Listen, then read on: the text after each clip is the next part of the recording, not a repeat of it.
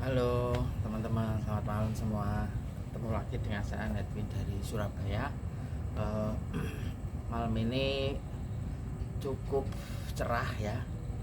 Eh, dari kemarin memang panas, tapi di malam harinya itu panasnya cukup yang pakai angin gitu ya, jadi nggak yang panas banget. Ini lagi di outdoor. Mungkin ya nanti ada motor mobil yang lalu lalang atau sepeda ya, ini di dekat kompleks perumahan ya, dan ruko-ruko. Oke, teman-teman, beberapa waktu yang lalu muncul indeks literasi Indonesia ya, berada di angka 81 dari 111 negara kalau nggak salah ya, dari 101 negara ya, saya lupa itu. Jadi saya baca di sebuah portal media sosial yang mana di situ menunjukkan tentang itu, di indeks literasi Indonesia yang cukup rendah ya, dari 81 peringkatnya. Nah, sebenarnya teman-teman yang kemudian menjadi pemerhati sosial dan pemerhati literasi itu kan berkomentar ya, segala macam, muncul banyak sekali komentar-komentar ya, ada yang negatif, ada yang positif dan lain sebagainya. Tapi secara umum kalau kita boleh sampaikan itu, apakah memang segitu? Apakah actualnya memang segitu gitu ya?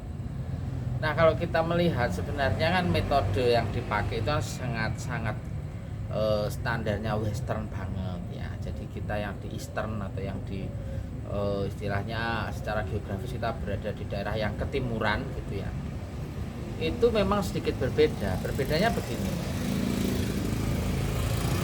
berbedanya adalah yang pertama, dia ini rasionya ya. Jadi rasio antara distribusi buku dan jumlah populasi itu tidak seimbang. Nah, sehingga yang terjadi apa? Sehingga yang terjadi adalah adanya distribusi nilai atau value chain ini yang tidak merata kan. Jadi sebetulnya menurut saya problemnya satu adalah pada distribusi buku. Apakah kemudian dia diukur dari buku fisik dan juga non fisik, ini juga problem gitu. Ini juga kita belum jelas gitu ya.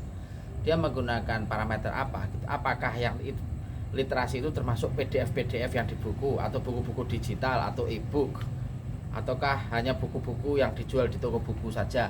Apakah dia parameternya hanya membeli buku, kemudian yang beli buku berarti literate, buku literatnya tinggi? Kan kita juga perlu menanyakan itu gitu teman-teman. Kita tidak mungkin menerima begitu saja ya. Makanya sebenarnya objektif, tetapi yang namanya penilaian itu juga ada sisi subjektivitasnya. Itu kalau menurut saya seperti itu teman-teman. Nah, lantas bagaimana kita perlu menyikapi?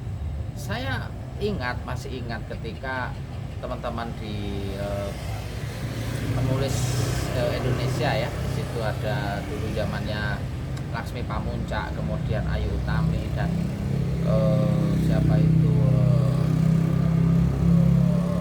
foundernya Caping itu, catatan pinggir itu, Om Gun ya, Gunawan Muhammad itu. Kemudian ada juga mungkin Sitok Srengenge dan Ahmad Tohari, ya generasi-generasi itu yang diundang ke Jerman karena menjadi salah satu menjadi guest lah ya, menjadi tamu kehormatan lah Indonesia ketika itu di Jerman itu, di pameran buku terbesar di Jerman ya.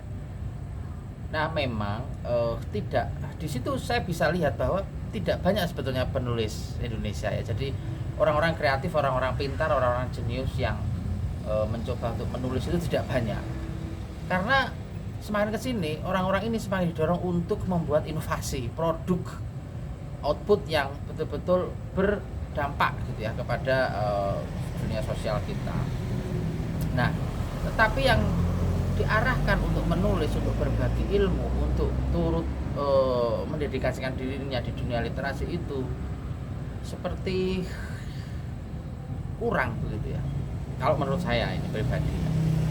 Ya, tentunya program-program pemerintah, program-program dinas perpustakaan dan lain-lain itu ya banyak ya. Tapi kalau dari sisi secara general aja sih kalau kita lihat itu memang masih perlu ada dukungan ya dukungan moral, dukungan finansial dan seterusnya.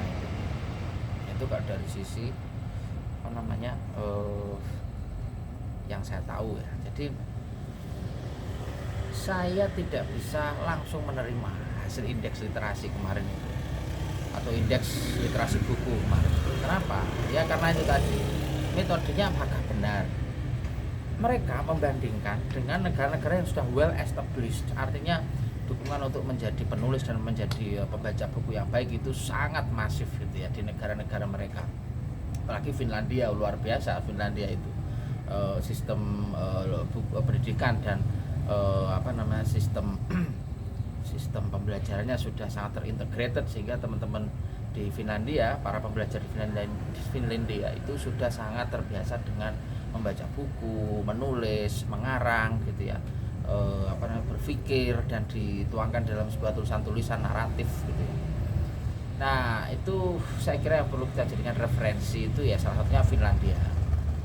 Bahkan diatur oleh pemerintah ya gratis, subsidinya sangat tinggi dan seterusnya, gaji guru juga baik gitu ya.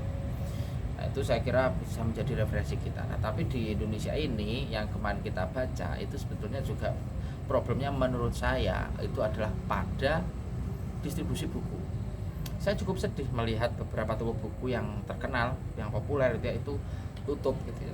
Makanya sekarang ada beberapa toko buku yang mengintegrasikan dengan sistem kafe ya, bisnisnya bukan hanya menjual buku tapi juga ada kafe, book kafenya gitu. Nah, ini salah satu cara untuk mendorong agar minat baca kita meningkat. Nah ini hal yang bagus, tetapi sekali lagi perlu didukung kembali oleh ya bukan hanya masyarakat tetapi juga oleh para pemangku kepentingan ya, orang-orang pemerintah, orang-orang kedinasan. Itu saya kira juga perlu, kalau perlu ya dibuatkan semacam komunitas yang formal begitu ya. Jadi bukan hanya hanya mengacu pada perpustakaan daerah gitu ya yang sifatnya pustaka literasi dan pustaka saja, tapi mungkin lebih ke komunitas-komunitas gitu ya, itu lebih didorong gitu ya, mungkin bisa melalui dinas pendidikan dan kebudayaan misalnya, atau Disdikpora, atau mungkin melalui dinas perpustakaan kebudayaan, dan mungkin melalui event-event yang lebih lebih didukung atau ditunjang lagi ya secara moral ya secara finansial dan seterusnya. Karena bagaimanapun sebuah peradaban yang maju adalah mereka para masyarakat yang gemar membaca, yang memiliki pengetahuan yang cukup untuk menjalani kehidupan mereka. Nah ini saya kira baik, karena seperti yang disampaikan oleh Thomas Aquinas bahwa dia seorang filsuf ya, dia mengatakan bahwa dia takut kepada orang yang hanya membaca satu buku ya, karena itu bisa menjadi dogma, menjadi doktrin begitu, tanpa membaca buku yang lain. Nah itu maksudnya. Jadi berpengetahuanlah yang benar dengan cara membaca buku-buku referensi, mengambil sarinya, mendapatkan manfaat dan bisa diimplementasikan dalam kehidupan sehari-hari untuk kebaikan dirinya dan orang banyak. Nah itu kira-kira. Terima kasih teman-teman. Sampai ketemu lagi. Itu aja sharing saya malam ini. Saya Nadwin dari Surabaya. Salam literasi. Yuk, bye bye.